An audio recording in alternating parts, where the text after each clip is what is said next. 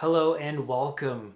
Today's project is all about the self-talk you give yourself and how you can actually use that self-talk to ease yourself out of anxiety, because we all speak to ourselves internally. We all have that voice, and sometimes it becomes so reflexive in nature that we don't even know what we're really thinking, right? Because when I was suffering from anxiety in my past, all my thoughts were so reflexive, which means it's below my conscious awareness, that I was just feeling the negative emotions that came with those thoughts, right?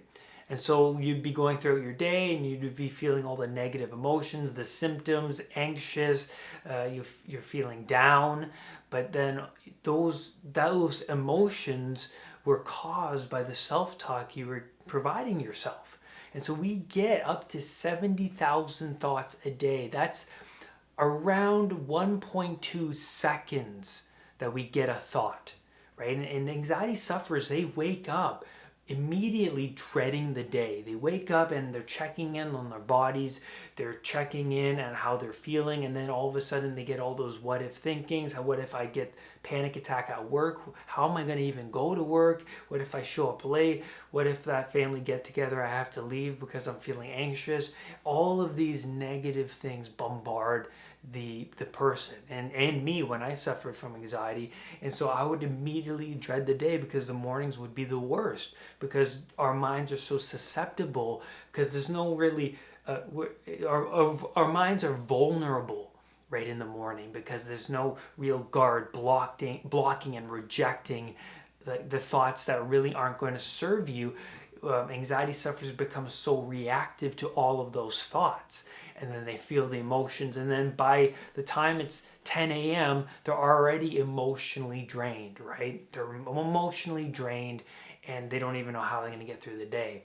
So our thoughts create our emotions, right? So if we're getting 70,000 thoughts a day, and anxiety sufferers reacting to so many of those thoughts, then by the time it's noon, the anxiety sufferer is going to be so emotionally drained. So changing your self-talk is critical. Change those what if thoughts to challenge, right? When you say to yourself it's going to be a challenge, what you're saying is that it's you're able to overcome it, that it's possible. That if you're saying, how am I going to get through that? You're not giving yourself any hope in that statement, right? You want to say it's a challenge. You can do it, right? You are able to do it. So changing your self-talk, especially to challenge, saying that today's a challenge, going to that get-together is going to be a challenge, going to work is going to be a challenge, then it's a different story. Now, anxiety sufferers have a very perfectionistic personality. When I was going through my anxiety, I wanted everything to go my way. If I was all of a sudden feeling crappy, I would react with high emotion towards that feeling. I wanted everything at my job to go exactly the way it should go. I wanted everything just to fall into place. And if anything, if the unknown popped up, if the dragon of chaos popped its head, I would react with great anger. If people didn't do what I wanted them to do, I would react with great anger. Being in traffic, great anger, right? And so it was that self-talk that led to the anger. I didn't have any flexibility, but it's that self-talk that I had no flexibility over. I was very reactive to that self-talk. And I'll give you an example with Maggie. So she was finishing her college course, and she was pulling all-nighters, staying up to 3 a.m., studying for weeks.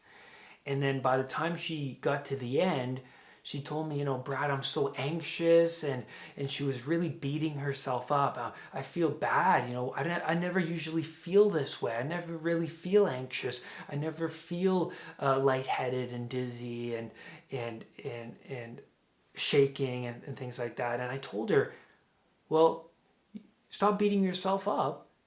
And the reason is because you've been pulling all-nighters. If I, right now, Brad, even though I've gone through my whole anxiety recovery and mastered my mind to, well, up to this point, I'm always trying to better my mind because that's the way the process is.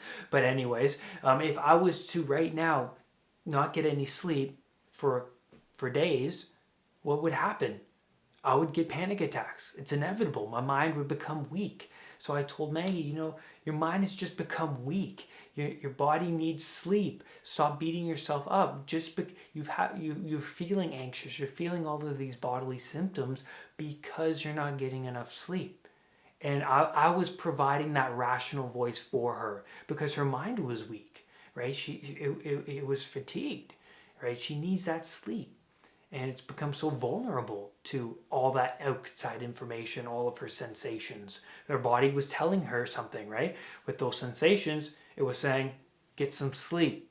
So me providing that rational voice, I was like, and that rational, comforting self-talk that we all need to provide to ourselves, I was like, you know what? You haven't been getting any sleep. You've been studying for weeks. You've been working really hard. You just need to go to bed. And she was like, oh, that makes me feel so better. Thank you so much for providing me with that, comforting words of wisdom. But I'm like, I was just providing you with that comforting self-talk. You should be providing yourself, right? Because we all forget too. We all forget that inner voice that is crucial for comforting ourselves, and we get caught up in our thoughts that we just start to believe them. We start to go down the path, and we start to our thoughts really do convince us, but it's that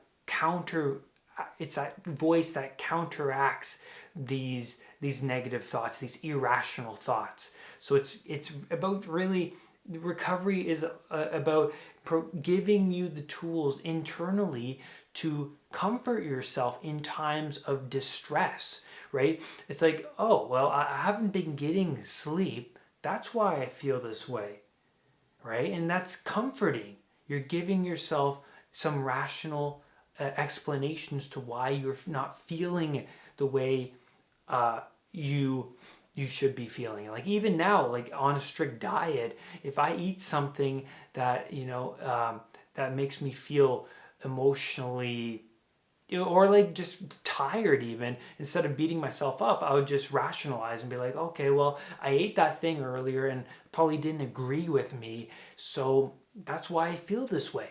Or I didn't get the best sleep last night, that's why I'm feeling a little bit tired and groggy and a little bit cranky. So it's about giving yourself and really strengthening that inner voice, right? Because anxiety sufferers, they don't have that rational voice at hand. Everyone does, but for me especially, I really had to develop that voice because that voice didn't serve me for most of my life, right? So it was through my recovery, I had to develop this rational mind and start to reject negative thoughts that didn't serve the identity that I was striving to obtain, right? So recovery is about shifting your perspective. And at a point in my recovery, I was wanting panic attacks to happen because I wanted to challenge myself. That was my mind shift. I was like, every day is a challenge.